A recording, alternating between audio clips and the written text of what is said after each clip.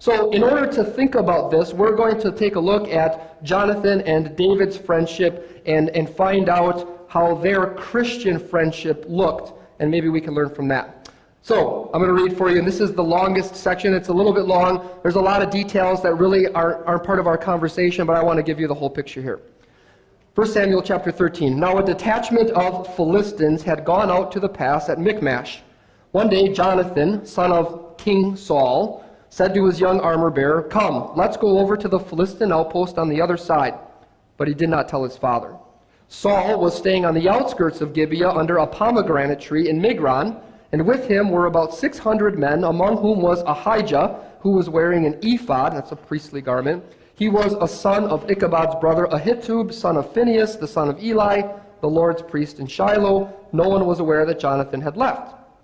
On each side of the pass that Jonathan intended to cross to reach the Philistine outpost was a cliff. One was called Bozez and the other Seneh. One cliff stood to the north toward Michmash and the other to the south toward Geba. Jonathan said to his young armor-bearer, "Come, let's go over to the outpost of those uncircumcised men. Perhaps the Lord will act in our behalf. Nothing can hinder the Lord from saving, whether by many or by few." And that's going to be our focus verse. "Do all that you have in mind," his armor-bearer said. "Go ahead, I am with you heart and soul." So Jonathan said, "Come on then, we will cross over to them and let them see us. And if they say, 'Wait there until we come to you,' then we will stay where we are and not go up to them. But if they say, 'Come up to us,' then we will climb up, because that will be our sign that the Lord has given them into our hands." Don't you wish you could do little signs like that? If this happens, then I'll know that God is with me. I don't know how Jonathan knew that, but I guess he trusted in that. So both of them showed themselves to the Philistine outpost. "Look," said the Philistines, "the Hebrews are crawling out of the holes they were hiding in." And the men of the outpost shouted to Jonathan and his armor-bearer, "Come up to us and we'll teach you a lesson." So Jonathan said to his armor-bearer, there's the sign, "Climb up after me. The Lord has given them into the hand of Israel." Jonathan climbed up using his hands and feet with his armor-bearer right behind him. The Philistines fell before Jonathan, and his armor-bearer followed and killed behind him. In that first attack, Jonathan and his armor-bearer killed some 20 men in an area of about half an acre. Then panic struck the whole army, those in the camp and field, those in the outposts and raiding parties, and the ground shook. It was a panic sent by God. So I'm not going to reread verse 6 for you. You can look at it for yourself there. But what's the similarity between this encounter that Jonathan had with the Philistines? And I'm assuming you know at least a little bit about the story of David and Goliath. What's the similarity between David and Goliath and Jonathan and the Philistines here? What do you think?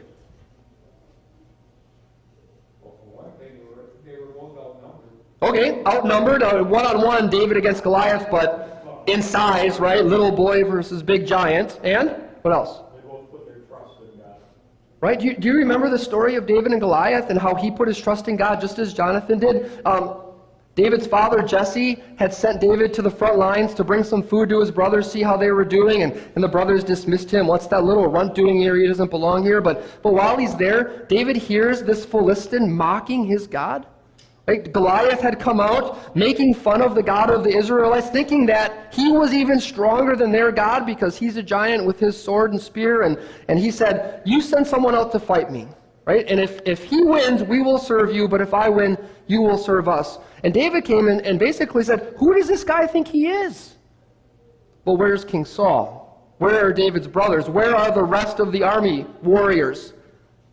Hiding in fear. And here's, I don't know, is he a middle schooler, high schooler, little boy David? Who does this guy think he is?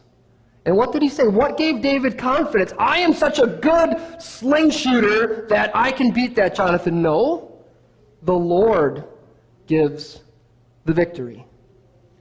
David and Jonathan had a few things in common. How might these similarities explain why Jonathan and David became friends? I mean, the one thing that they have in common is they're both warriors, right? We heard about that a little bit in our opening devotion with James Bond and the reference to David. I mean, David, the song went, Saul killed his thousands and David killed his tens of thousands. And I don't know if that was meant to be literal, but David was the warrior of the day, right? We're looking for a new commander-in-chief pretty soon. David was the guy. Right? And he had that in common with Jonathan, but then they had this faith this trust in the Lord that they shared, and they recognized it. Now, you have to detach this a little bit, right? But with whom do we often make friends?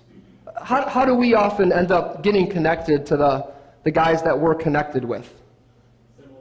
Right? Similar interests, whether it's we work together in the same place, we grew up in the same neighborhood, we went to school together, we play golf together, we love watching March Madness together. There's always something that often brings us together. Is your similar, quote-unquote, interest in Jesus something that brings you together with other Christian men? And why would you want it to? That's really where we're going here. That's the next question. Why would we want Christian friends? I'm going to give you 30 more seconds. I'm not going to do this too many more times, but 30 more seconds to come up with as many reasons as you can to why you would want a Christian friend. And I'm not going to ask you to share this one, but you're going to compare this list with the list that we get as we keep looking at Jonathan and David. 30 more seconds.